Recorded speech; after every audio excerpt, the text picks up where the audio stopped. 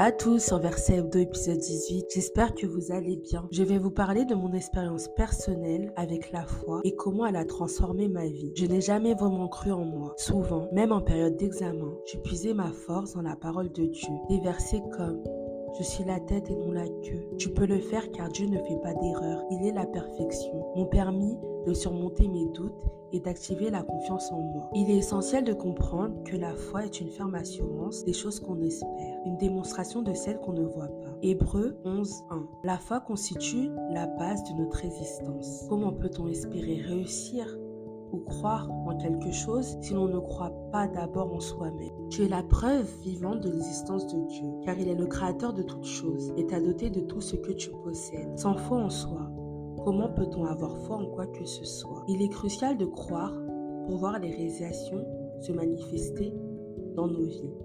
L'apôtre Paul nous rappelle que nous marchons par la foi et non par la vue. 2 Corinthiens 5:7. Cela souligne que notre chemin spirituel repose sur la confiance en Dieu. Même dans les moments difficiles ou incertains, nous ne devons pas nous laisser guider uniquement par ce que nous voyons ou comprenons, mais plutôt par notre foi en la sagesse et à la bienveillance de Dieu.